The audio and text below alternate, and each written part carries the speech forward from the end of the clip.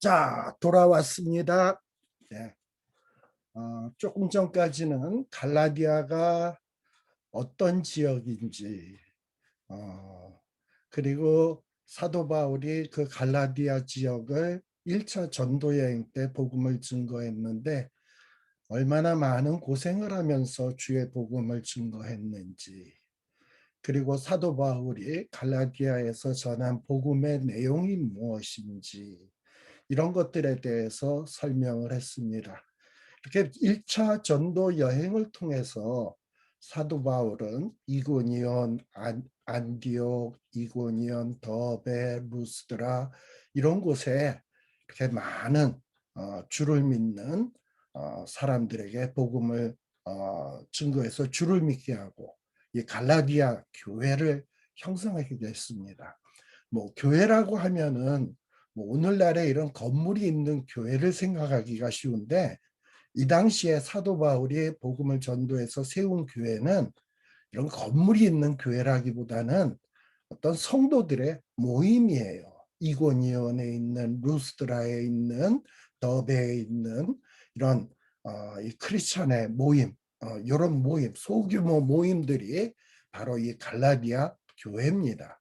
그러니까 이 갈라디아 교회는 한 개가 아니라 이고니온에도 있고 루스드라에도 있고 더베에도 있고 이 곳곳에 이렇게 주를 믿는 이런 공동체들이 있었어요. 이게 갈라디아 교회입니다. 어떻게 보면 갈라디아에 있는 교회들이라고 볼 수 있죠. 자, 그런데 이런 전도 여행을 마치고 난 다음에 이제 사도 바울이 돌아와서 이제 이 갈라디아서 편지를 쓰게 되는 거죠.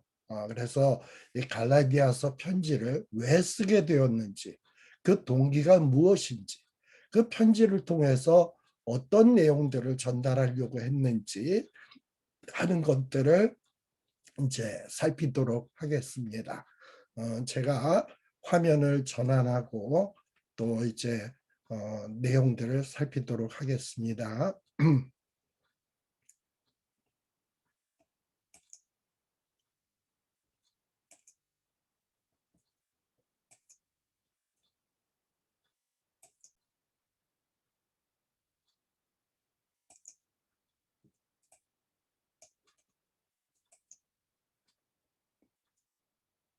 사도 바울이 이렇게 회당에서 이 복음을 증거함으로 어떤 구원은 율법으로 우리가 얻는 것이 아니라 율법을 행함으로 구원을 받는 게 아니라 어떤 예수 그리스도로 말미암아 얻는다는 것을 분명하게 가르쳤는데 자꾸 이 유대인들 가운데서 몇몇 사람들이 다시금 이 교회 안에 들어와서 야 어떻게 예수 믿는 것만 가지고 그렇게 쉽게 구원을 얻을 수 있느냐. 거기에다가 플러스 우리들이 율법도 열심히 행해야 된다. 뭐 예를 들면 할례까지도 행해야 된다. 막 이런 식으로 가르치는 거예요. 그러다 보니 이 유대인들이 많은 데다가 이 유대주의의 영향을 받다 보니까 이방인들 가운데도 정말 그런가 보다. 사실 믿음만으로 구원 얻는다는 건 너무 쉬워 보이잖아요. 그러니까 사람은 자꾸 지성이면 감천이다 뭐 이런 식으로 자기가 뭘 해야지 뭔가 신으로부터 뭔가 은혜를 받고 축복을 받는다라는 이런 생각이 있는지 맞다 구원을 얻으려면 뭘 더 행해야 되나 보다 자꾸 이런 생각이 들어가는 거예요. 그러면서 뭔가 그들의 생각이 바울이 가르친 복음의 본질하고 너무 점점 달라져 가니까 사도 바울이 야 이래서는 안 되겠다. 이 갈라디아 교회 교인들에게 다시 한번 복음을 가르쳐야 되겠다라는 이런 마음으로 쓴 편지가 이 갈라디아서입니다. 근데 이 사도 바울이 이렇게 갈라디아서에 이렇게 이 갈라디아서에 편지를 쓰게 된 데는 또 한 가지 바울의 마음을 좀 이해할 필요가 있어요. 그게 뭐냐? 이 사도 바울은 본인이 아주 철저한 유대인이었거든요. 그래서 뭔가 철저한 유대인이면서 바리새인이 되었다라는 것은 그 마음이 어떤 마음이겠습니까? 내가 열심히 율법을 잘 행해서 하나님의 사랑을 받아야 되겠다. 하나님의 축복을 받아야 되겠다. 이런 열심이 있으니까 뭐 그랬겠지. 그래서 그는 아주 열심히였고 철저했습니다. 근데 열심히고 철저하면 할수록 사도 바울의 마음에 만족이 있었냐 하면 만족함이 없었어요. 기쁨도 없고 즐거움도 없고. 우리들이 잘 알다시피 로마서 7장 15절 이하에 보게 되면, 여러분들이 나중에 성경을 펴서 한번 봅시다. 로마서 7장 15절에 보면 사도 바울이 자기가 유대주의자 때 자기의 그 심정을 이 로마서를 쓸 때 아주 잘 설명을 해주고 있는데,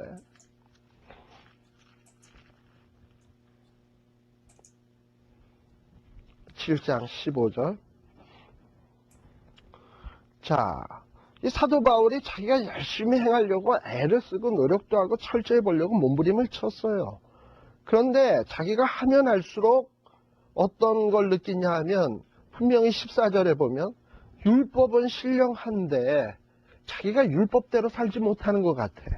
육신에 속하여서 맨날 죄 아래 팔려가는 것 같고, 그리고 자기가 열심히 하긴 하는데 자기의 행하는 것을 자기가 알지 못하노니 맨날 원하는 것은 행치 아니하고 오히려 미워하는 것, 죄 짓는 일만 하더라 이 말이에요. 그러면서 저기 19절에도 보면 원하는 바 선은 하지 아니하고 도리어 원치 아니하는 바 악은 행하는도다. 뭐 이러면서 속상해해요. 이러면서 얼마나 속상해했으면 23절에 보면 내 지체 속에서 한 다른 법이 내 마음의 법과 싸워 내 지체 속에 있는 죄의 법 아래로 나를 사로잡아 오는 것을 보는도다. 24절 오호라 나는 곤고한 사람이로다. 이 사망의 몸에서 누가 나를 건져내랴 라고 돼 있어요. 저나 여러분이나 이런 경험 해보지 않았어요? 다들 해봤을 것 같아. 그냥 예수 좀 잘 믿어보고 하나님 앞에서 좀 이쁘게 살고 좀 거룩하게 살았으면 좋겠는데, 오늘도 1초 1초를 정말 성실하게 가치 있게 의미 있게 살았으면 좋겠는데, 뭐 저녁에 주무시려고 딱 보니까 멀가니 멍하게 지난 시간이 훨씬 더 많은 것 같고, 뭐 멍하니만 지냈으면 좀 좋아. 또 온갖 또 생각하지 말아야 될 남을 미워하는 생각, 뭐 시기하는 생각, 질투하는 생각, 더러운 생각, 뭐 이런 생각을 참 감개가 무량합니다. 이러면서 원치 않는 어떤 이런 행동, 원치 않는 생각, 이런 걸 할 때마다 야, 이래가지고 내가 이게 목사라고 할 수 있나? 이래가지고 내가 권사라고 할 수 있나? 이래가지고 내가 무슨 교회에서 직책을 맡은 자로서 남들한테 뭐 인정을 받고 존경을 받고 이럴 수 있어? 내가 나도 인정 못하는데. 이러면서 에휴 나는 정말 한심해 이런 생각 들 때가 100번이고 들잖아요. 그래 안 그래요? 저만 그래? 그러죠? 다 그럴 거야 아마. 근데 이게요 우리만 그러는 게 아니야. 바울 선생님도 그랬어. 나 그러니까 참 이런 게 위로가 돼. 우리처럼 이렇게 우리보다도 훨씬 더 훌륭한 바울 선생님도 이랬으니까 얼마나 이게 참 위로가 됩니까? 근데 이 바울이 끝없이 고민하고 번민하고 괴로워했어요.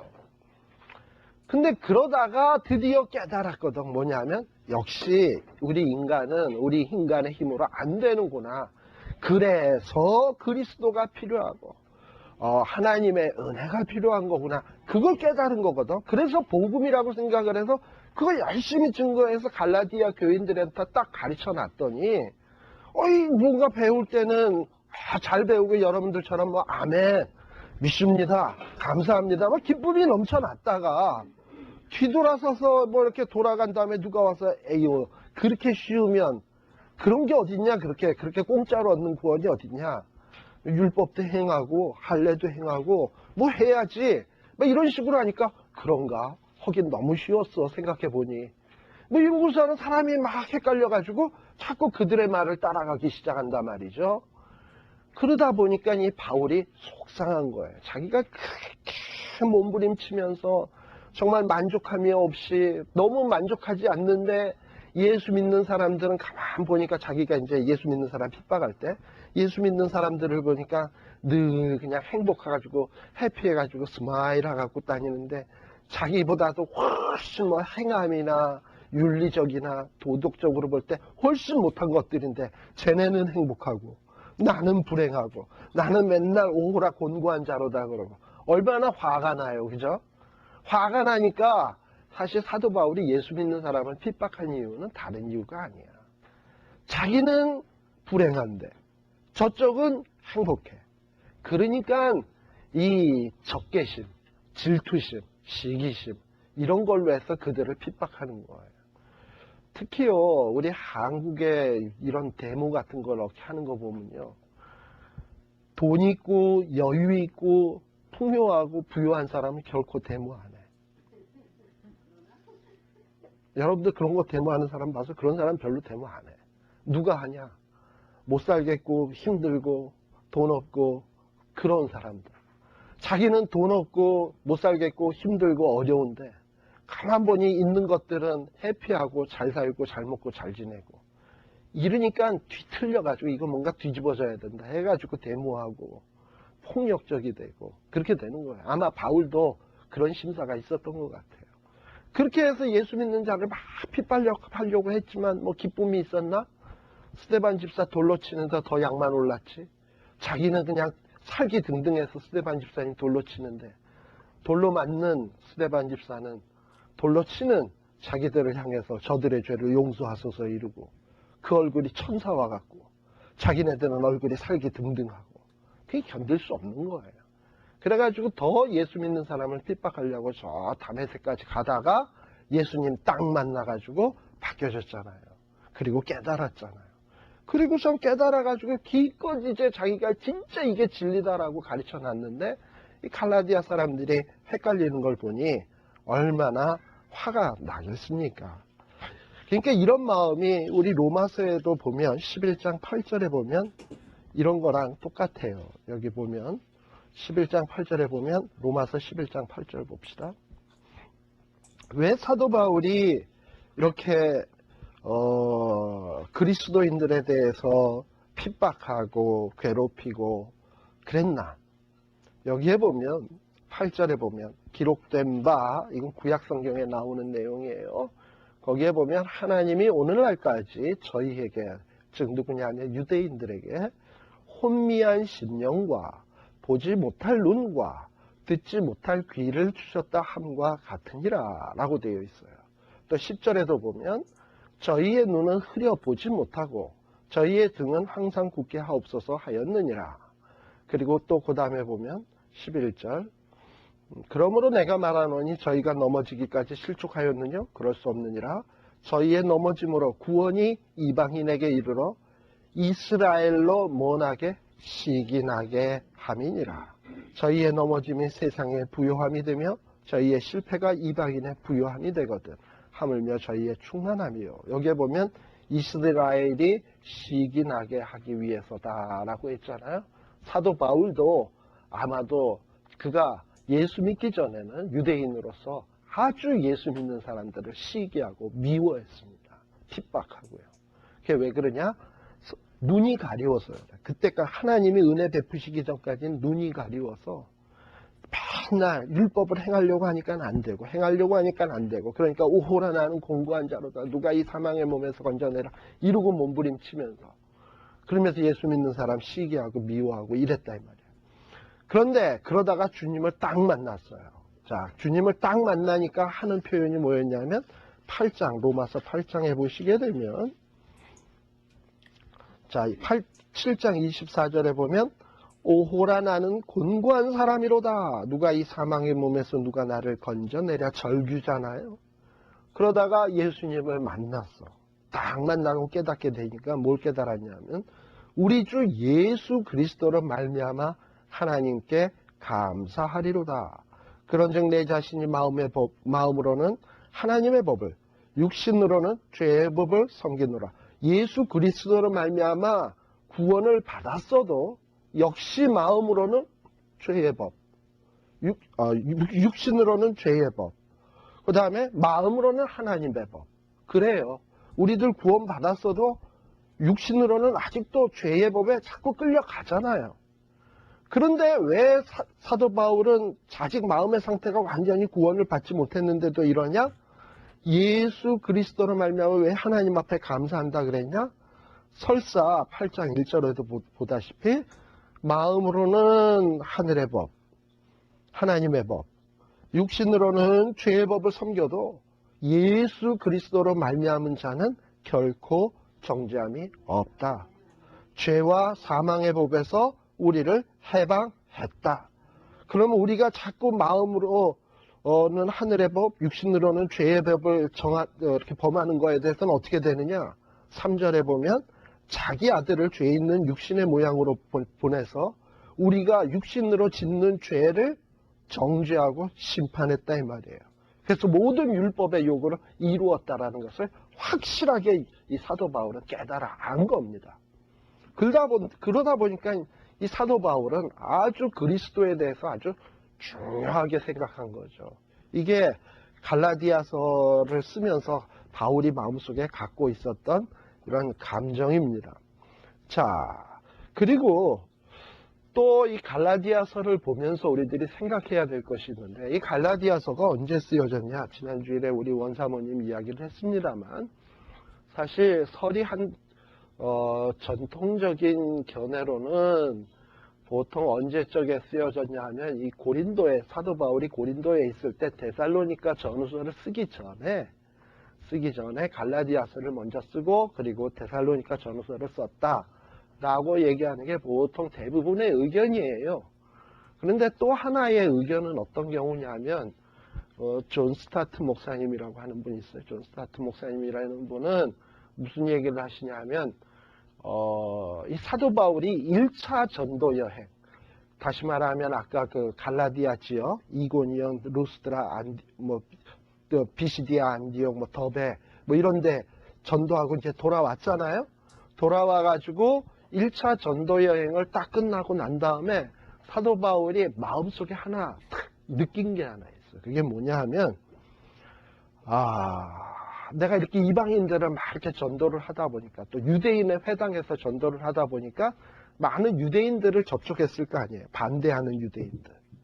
그리고 그 반대하는 유대인들은 뭐냐면, 어떻게 믿음으로만 되냐? 어떻게 그리스도를 믿음으로써 구원 얻냐?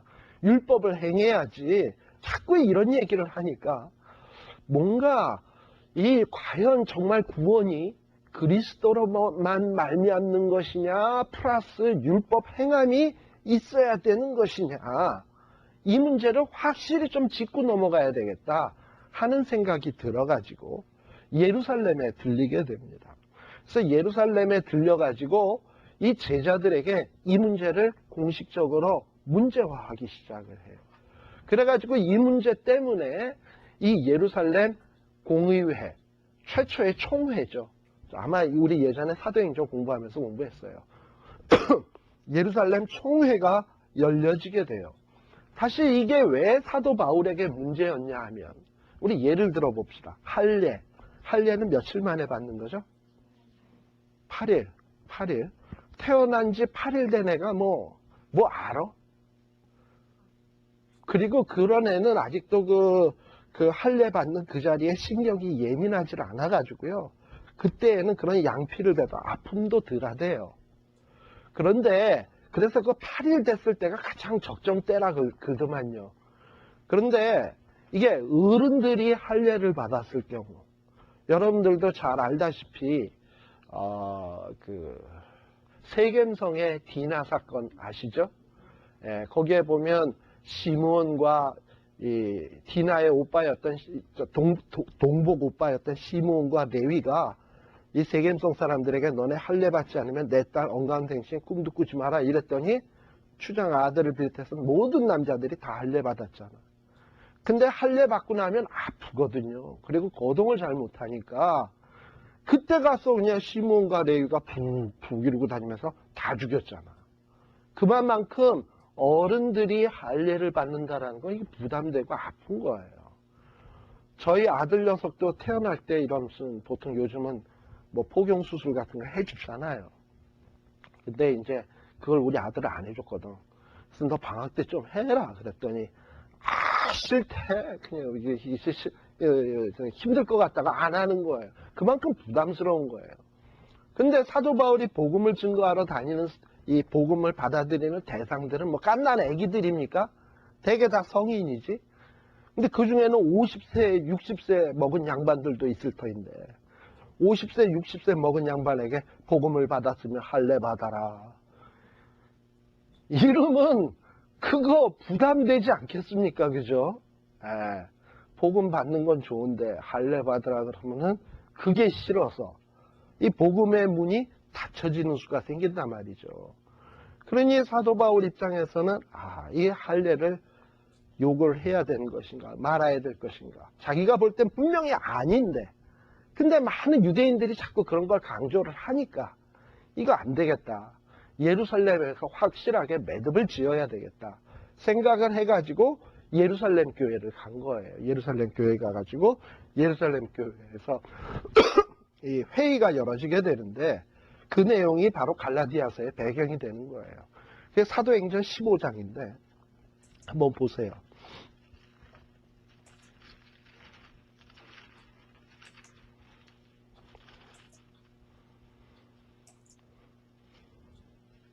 자, 15장 1절에서부터 보면 할례 문제로 인해서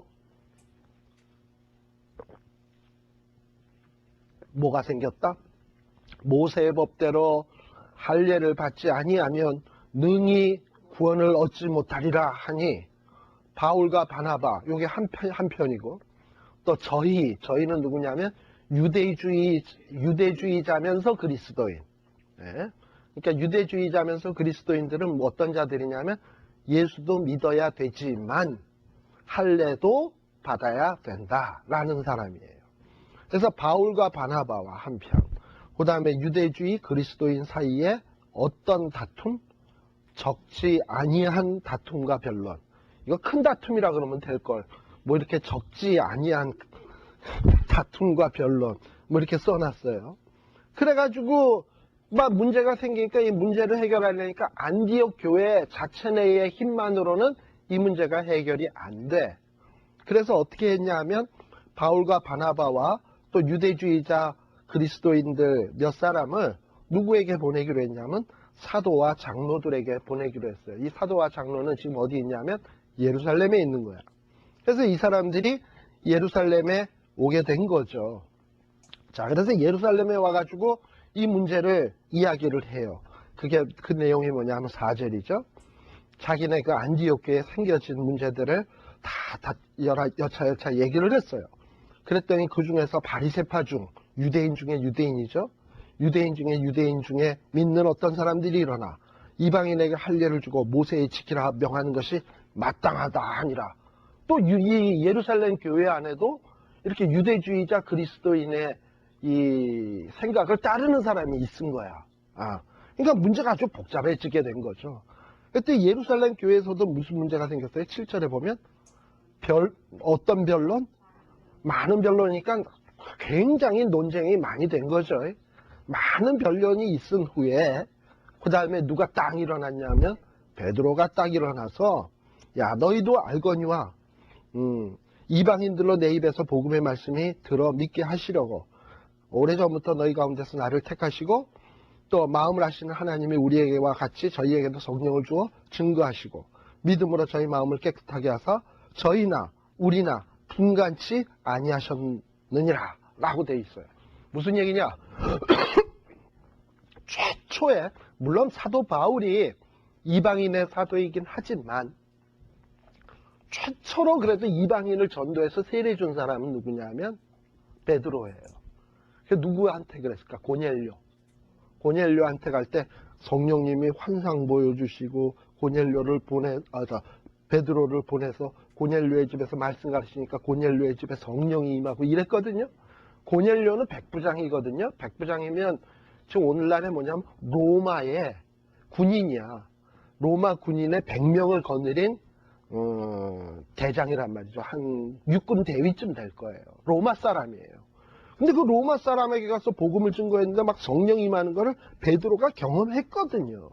그래서 성령은 유대인이나 이방인, 로마 사람이나 분간치 않더라. 그러니 이 할례 그 문제가 중요한 거 아니다라고 베드로가 딱 선언을 해버린 거예요. 또 그러고 난 다음에 12절에 보니까 또 누구도 나오냐 하면 바울과 바나바도 일어나서 자기네들이 이방인의 1차 전도 여행하면서 얼마나 많이 다녔겠어요. 다니면서 전도를 해보니까 말씀을 증거하면 막 성령이 역사를 하고 막 기적이 일어나고 막 나타나는 걸 봤거든요. 할례 안 행해도. 그러니까 하나님이 원하시는 건 할례가 아니다. 그리스도의 복음만 받아들이면 되는 거다. 라고 이렇게 생각을 딱 한 거예요. 그러고 나니까 이제 얘기를 쭉 듣다 보니까 13절에 보니까 누가? 야고보. 자, 야고보는 이 당시에 어떤 사람이냐면 예루살렘 교회의 담임 목사야. 베드로는 물론 수제자이긴 하지만 지금 교회의 책임자는 누구냐면 야고보예요. 총회장인 거야, 야고보가. 그러니까 베드로가 얘기하지. 바울과 바나바가 얘기하지.